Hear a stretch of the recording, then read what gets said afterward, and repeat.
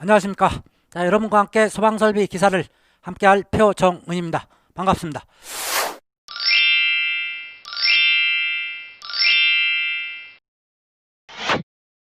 자, 이번 시간이 첫 시간인데요. 본격적인 수업에 앞서서 이 소방설비 기사에 대해서 간단하게 알아보는 시간을 갖고 가도록 하겠습니다. 소방설비 기사는 일단 전기 분야와 기계 분야로 나누죠. 두 가지로 나누는데 전기 분야가 약간 시험이 조금 쉬워요. 왜냐하면 범위 자체가 조금 좁기 때문에 그래요.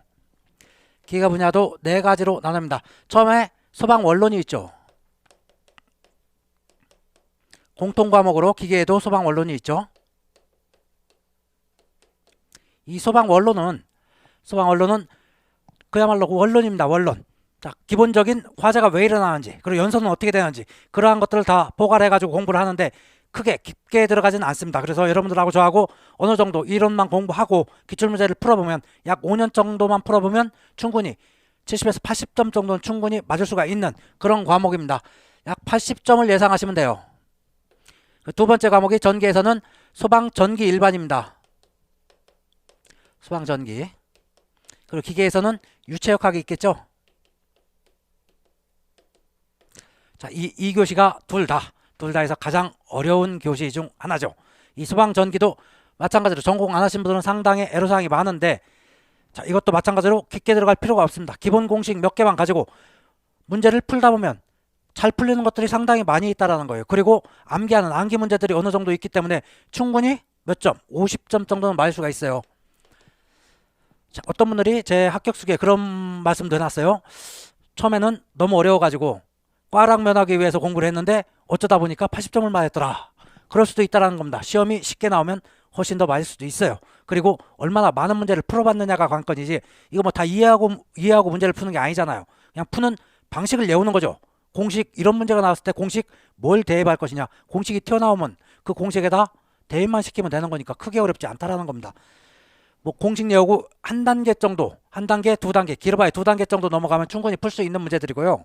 이 유체역학은 뭐 두 단계, 세 단계까지도 가는데 약간 더 어렵습니다. 그래도 이 유체역학도 공식 약 한 10개에서 15개 정도, 그리고 단위 변환만, 그 단위들 한 15개 정도 확실하게 알고 있으면 충분히 꽈락 이상 60점까지도 충분히 맞을 수 있는 겁니다.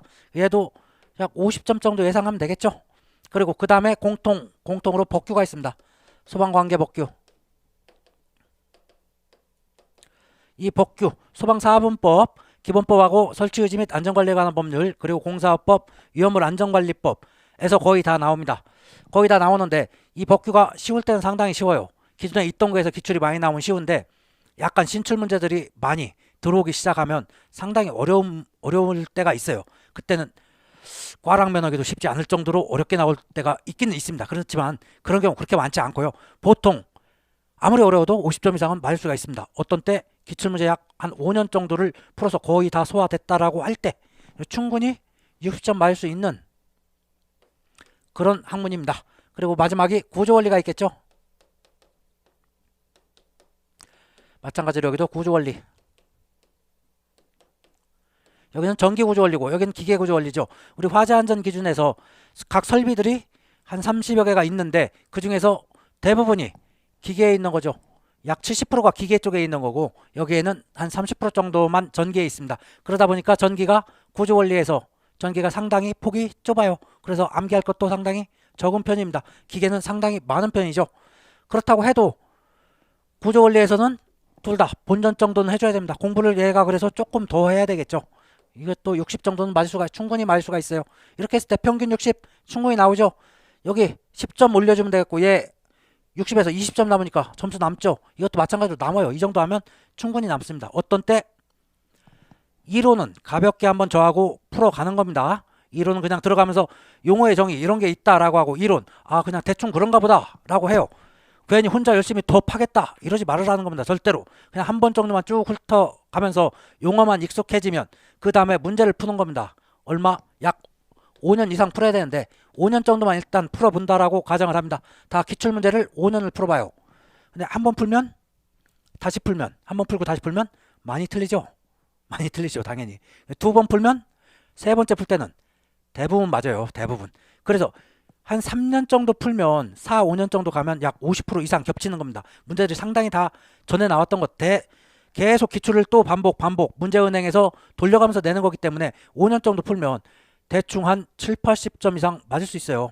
거의 쉽게 나왔다는 전제하에서. 너무 어렵게 나오면 좀 어려울 때도 있지만 5년 정도면 충분히 70점 정도 맞을 수가 있습니다. 다 맞춘다는 전제하에 그렇다는 얘기죠. 5년 정도를 몇 회 반복, 3회 반복 정도 해봅니다. 3회. 예, 80점 맞죠? 예, 충분히 맞아요. 소방전기 조금 더 맞기 위해서는 약 7년 정도 풀어봅니다. 7년 정도, 3회 정도 풀어봅니다. 그리고 어려운 거 있으면 절대 풀지 마세요. 문제가 있는데 그 문제를 풀기 위해서 공식 같은 거 대입하고 쭉 대입해야 되는데 문제풀이가 이렇게 길어. 그러면 최소한 뭐 5분씩 이렇게 푸는 문제들 절대 풀지 말라는 거예요. 얘네들 다 몇 문제씩 나옵니까? 다 20문제씩이죠. 20문제씩 해서 총 80문제가 나오죠. 한 문제당 1분 30초예요. 1분 30초. 이런 것들 다 1분 안 걸립니다. 안 걸려요.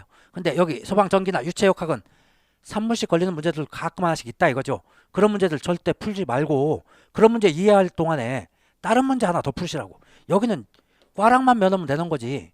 그걸 그 5분 10분씩 풀었다 해가지고 그거를 배점을 뭐 2배를 주나요? 그렇지 않다라는 거예요. 그냥 한 문제 맞춘 거죠. 그렇기 때문에 그 깊게 팔라고 막 할 이유가 전혀 없다는 거예요. 그건 더 상위 클래스에 가면 그때 공부할 때 하시고 여기에서는 일단 자격증을 빨리 따는 게 목적이기 때문에 가장 최소 비용으로 최대 효과를 얻을 수 있는 그런 경제적인 공부 방법을 택해야 되겠죠. 그래서 긴 문제를 풀 필요는 없다. 정 궁금하시면 질문하시고요. 저도 뭐 안 푸는 건 안 풀고 갑니다.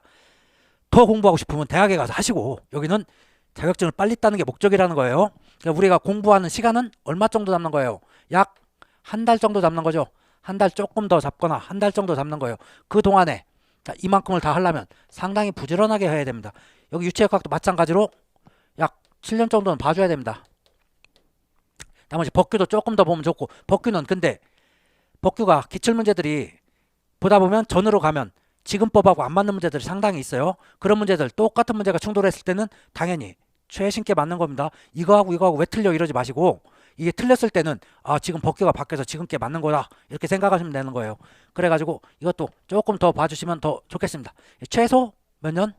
5년을 3번 조금 더 하면 7년을 3번 정도 봐주시면 충분히 합격할 수 있다는 거 먼저 말씀을 드리고